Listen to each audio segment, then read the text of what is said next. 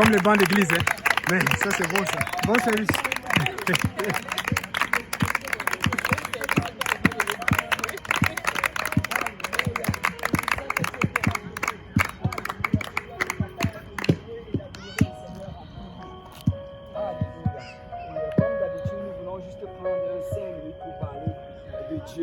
Parce que nous croyons que c'est important. Amen. Amen. Vous savez, la Bible nous dit que le Seigneur Jésus va revenir à n'importe quel moment. En fait, la Bible dit même qu'il va revenir à un moment où nous n'allons pas nous y attendre. Je sais que quand on était en train de jouer tantôt, beaucoup ne s'attendaient pas au retour du Seigneur. Amen.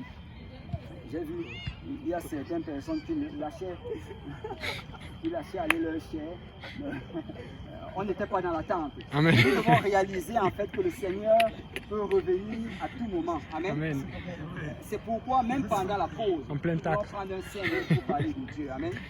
Amen. Vous savez, la chose la plus triste pour un chrétien, ce serait que le Seigneur soit en train de revenir alors que tu es en train de t'amuser ou de passer du temps avec quelqu'un qui ne connaît pas Dieu ou bien qui n'a jamais entendu l'évangile et que tu n'aies pas partagé cet évangile. Ce serait, je ne sais pas si vous avez déjà imaginé cela, mais moi je me suis déjà imaginé que peut-être tu es dans un restaurant avec ton ami et là vous mangez. Tu as envie de lui parler de Dieu, mais tu hésites. Et là tu as encore envie, mais tu hésites. Tu sens que l'Esprit de Dieu te dit de parler, mais tu hésites. Et finalement la trompette sonne.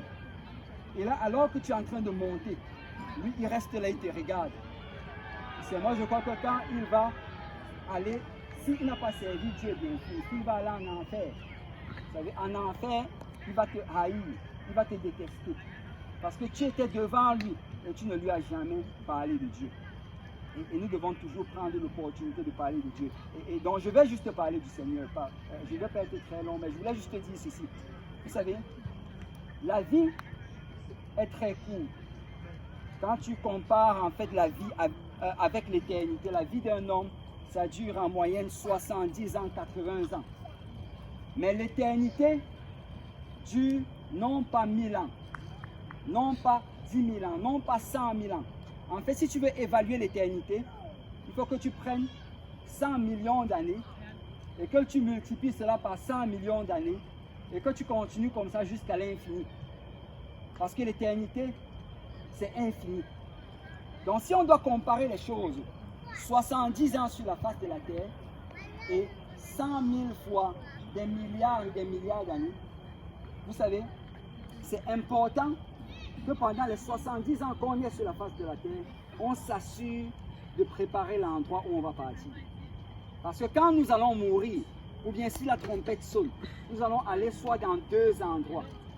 L'un des endroits, c'est le paradis, et c'est un lieu de réjouissance, c'est un lieu d'abondance, c'est un lieu où on est dans la présence du Seigneur. Mais l'autre endroit, c'est l'enfer. Et l'enfer, c'est un lieu de tourment. C'est dans la Bible, on nous parle de ces deux personnages. Il y a l'homme riche et Lazare. Je ne sais pas s'il y a des gens qui ont déjà entendu cette histoire du Seigneur Jésus. L'homme riche et Lazare.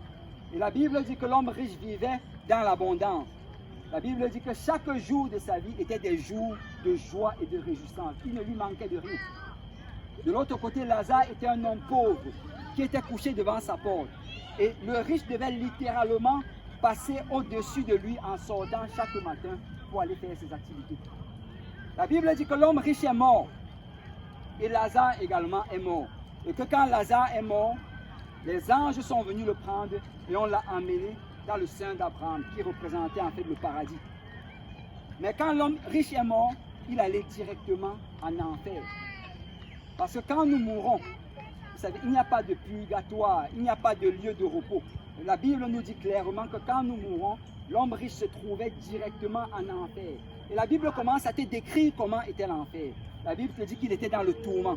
C'est un lieu de tourment. La Bible dit que c'est un lieu où le feu ne s'éteint point, où le ver ne meurt point. C'est le ver de terre, s'il était en enfer, il n'allait pas mourir. Il allait ressentir le feu continuellement sans mourir. La Bible dit que c'est un lieu où tu te souviens. Parce que le Père Abraham lui dit, souviens-toi quand tu étais sur la terre. Tu vas te souvenir de chaque opportunité. Tu vas te souvenir qu'un 6 août, quelqu'un a parlé de Dieu et que tu as eu l'opportunité de répondre à l'appel du Seigneur. Tu vas te souvenir chaque fois qu'on t'a invité à venir servir le Seigneur. La Bible dit que c'est un lieu où tu ne veux même pas que le pire de tes ennemis vienne. Parce qu'il a demandé si on pouvait envoyer des gens sur la terre pour aller avertir ses frères. Vous savez, l'enfer c'est un lieu terrible. Il y a des gens qui jouent avec l'enfer et qui font des blagues avec l'enfer. Il y a des gens qui disent, moi je vais aller en enfer parce que Michael Jackson sera là-bas. Et on va avoir du fun. Il n'y a pas de fun en enfer. Vous savez, l'enfer c'est un lieu de solitude où tu ressens ta douleur, tu entends les autres crier, tu entends les autres agoniser. Et l'enfer c'est un lieu où tu as tout genre de besoins, mais tu ne peux pas les satisfaire. La Bible dit que l'homme riche désirait ne serait-ce qu'une goutte d'eau pour rafraîchir sa langue. Il avait soif, il avait faim, il avait tout genre de désirs, mais il ne pouvait pas les assouvir. Mais la Bible nous dit que l'enfer n'a pas été créé pour les hommes. L'enfer a été créé pour Satan, pour le diable et les anges déchus. Mais aujourd'hui, nous avons le choix. Dans le livre de Deutéronome, le Seigneur dit, je mets devant toi la vie et la mort, la bénédiction et la malédiction. Et le Seigneur dit, choisis la vie. Donc nous avons le choix. Chacun d'entre nous, nous allons décider de notre destination éternelle. Alors nous pouvons jouer au foot et nous pouvons nous amuser. Mais je veux juste exhorter à quelqu'un aujourd'hui. Tu sais, assure-toi d'aller du bon côté. Il y a des gars à qui, on a un footballeur camerounais qui était mort sur le terrain de foot. Il était dans sa jeunesse, il avait moins de 30 ans. Il courait comme nous courons là présentement. Et après il est tombé. Je ne sais pas où il est allé. Mais je veux dire à quelqu'un aujourd'hui que tu as encore le choix. Tant que tu es vivant, tu as le choix. Mais tu n'as pas la garantie du lendemain. Comment être sauvé? Quand Pierre a prêché le message de l'évangile, il a dit, écoutez, vous pouvez être sauvés. Et il a prêché l'évangile, il a dit que l'évangile c'est la mort, l'ensevelissement et la résurrection de Christ. Et quand il a prêché cela, ceux qui l'écoutaient ont demandé, qu'est-ce qu'on doit faire? Christ est mort, il était enseveli, il est ressuscité. Qu'est-ce que nous on doit faire? Et Pierre leur a dit, repentez-vous. Et que chacun de vous soit baptisé au nom de Jésus-Christ pour le pardon de vos péchés. Et vous recevrez le don du Saint-Esprit. L'évangile, en fait, il y a 3 parties dans l'évangile. Il y a 3 parties que Jésus a fait, il y a 3 parties que nous devons faire. Christ est mort, nous devons nous repentir. La repentance, c'est une mort en soi-même. C'est où tu décides que, Seigneur, je veux changer. Pardonne-moi de mes péchés et aide-moi à marcher dans une nouveauté de vie. La repentance, c'est où tu reconnais que tu as péché et tu demandes de l'aide du Seigneur pour commencer une nouvelle vie en lui. La deuxième chose, Christ était enseveli. Et nous, ce que nous devons faire, c'est qu'on doit être baptisés au nom de Jésus-Christ pour le pardon de nos péchés. Et tu sais, quand tu es baptisé au nom de Jésus-Christ, la Bible dit que quand tu sors de l'eau, tu es une nouvelle créature. Vous savez, on a eu à baptiser plusieurs personnes au nom de Jésus-Christ. C'est ce que j'ai toujours entendu sur la plupart de ces personnes. Quand je leur demande comment est-ce que tu te sens, la personne en sortant de l'eau dit je me sens léger. Je ne sais pas s'il y a quelqu'un qui avait donné ce témoignage qu'il était sorti de l'eau. Il se sentait léger. Et quand tu sors de l'eau du baptême, tu es une nouvelle créature. Toutes choses anciennes sont passées et toutes choses deviennent nouvelles. Et ton nom est écrit dans le livre de vie.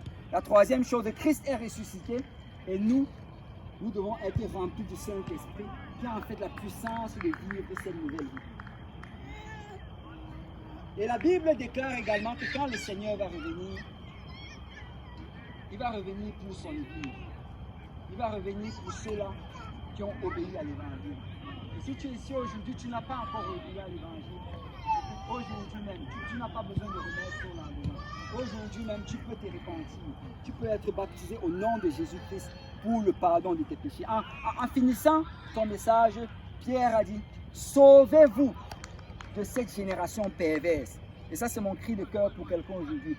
Sauve-toi de cette génération perverse parce que tu as le pouvoir de te sauver. Et quel est ce pouvoir-là? C'est juste de te décider aujourd'hui de donner ta vie à Dieu en obéissant à l'Évangile. Amen. Gloire au nom du Seigneur. Et